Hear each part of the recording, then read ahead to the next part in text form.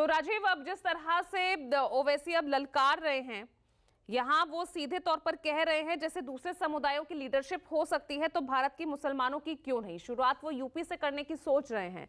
तो यूपी में अभी तो फिलहाल एक दौर ही अलग चल रहा है जहां जेंजीज की ताकत और उन्हीं को लुभाने के लिए तमाम राजनीतिक दलों की कोशिशें दिख रही हैं, और यहाँ पर अपने प्रतिनिधित्व को लेकर अब ओवैसी जो है जोर पकड़ते नजर आ रहे हैं। तो अपने आप को स्टैब्लिश करने में यूपी की सियासत को देखते हुए किस तरह से ये जो चैलेंज है वाकई दिख रहा है बीजेपी या विपक्षी दलों के लिए?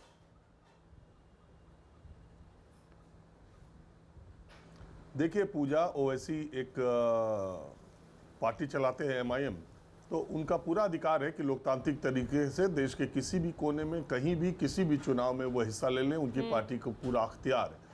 जितना उनको चुनाव में अख्तियार है हिस्सा लेने का, उतना ही पॉलिटिकल पार्टीज को अख्तियार है उनको घेरने का, उनको बी टीम बनाने का, उनको सेकुलर बनाने का, उनके मुसलमानों की आवाज़ बुलंद करने वाले नेता कहने का। जिसका जो इच्छा हो वो करे।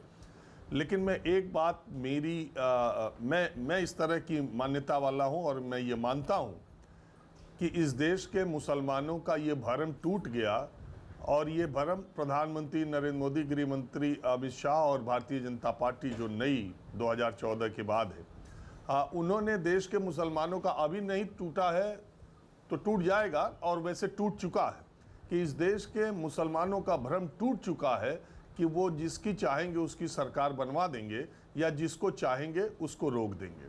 ये बिल्कुल भ्रम टूट गया। और पॉलिटिकल पार्टीज का भ्रम भी टूट गया है कि वो मुसलमानों की बदौलत सत्ता में आ जाएंगी या किसी को चुनाव हरा देंगी। तो मूल बात तो ये है। और ऐसी स्थिति में ओवैसी अगर मुसलमानों की बात करके राजनीति करना चाहते हैं तो ये उनका अपना है, वो अपनी बात करें। अक़लियत की बात, माइनॉरिटी की बात करना ज़रूरी भी है लोकतंत्र में सबसे ज़्यादा, तो वो एक अलग अलहदा बात है। लेकिन ये भरम देश के मुसलमानों का टूट चुका है कि वो चाहेंगे तो सरकार बनवा देंगे, वो चाहेंगे तो हरवा देंगे। पहली बात तो ये कि एक वोट बैंक के तौर पे मुसलमानों की सियासी जो पकड़ थी या जो महत्व था वो बहुत कमज़ोर हुआ, पहली बात। दूसरी बात, असदुद्दीन ओवैसी तेलंगाना से आते हैं। उनकी पार्टी का पूरा उद्गम स्थल जो है वो हैदराबाद है, और अगर तेलंगाना का विधानसभा चुनाव होता है तो वो 9 सीटों पर लड़ते बाहर। हालांकि अभी फरवरी में वहाँ जो स्थानीय निकाय के चुनाव हुए थे वो बहुत अच्छा प्रदर्शन है हैदराबाद के बाहर भी उनका। लेकिन अक्सर से लोग कहते हैं और ये बात कहते हैं कि बिहार में देखिए किस तरीके से ओवैसी ने किया, उसी तरह से उत्तर प्रदेश में। दोनों जगह की परिस्थितियां बहुत अलग अलग है। उसको पहली बात ये मैं मानता हूं कि बिहार में जब से नीतीश कुमार राजनीति में आए 2005, राजनीति का मतलब सत्ता में, बिहार में राजनीति में तो वो बहुत पहले से है, सत्ता में भी बहुत रहे, लेकिन 2005 में नीतीश कुमार ने जब से बिहार संभाला है, लालू यादव का MY समीकरण ध्वस्त कर दिया। लालू यादव का MY समीकरण 90 के दशक का था। 2005 के बाद नीतीश कुमार से कभी भी MY समीकरण के जरिए लालू यादव चुनाव नहीं लड़ सके। 2010 में हारे, 2015 में 7 आए, 2020 में हारे, 2025 में हारे। तो वो समीकरण उनका 90 के दशक के बाद ही टूट गया। क्यों?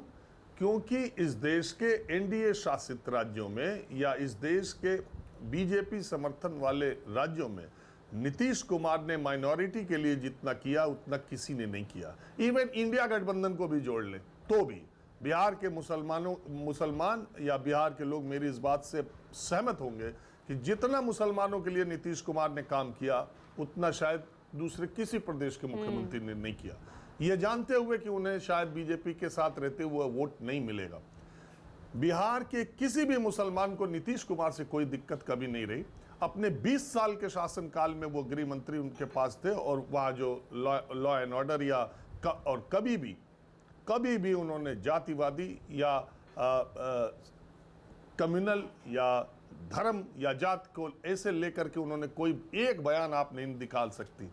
तो नीतीश कुमार से कोई एलर्जी बिहार के मुसलमानों को नहीं थी कि नीतीश कुमार को रोकने के लिए लालू यादव को वोट दे दें और MY समीकरण को दे दें। उन्होंने पिछली बार भी मुस्लिम डोमिनेटेड एरिया में ओवैसी मेहनत किए थे, पिछली बार भी उन्हें जिताया था, इस बार भी जिताया, लेकिन उत्तर प्रदेश में योगी आदित्यनाथ हैं।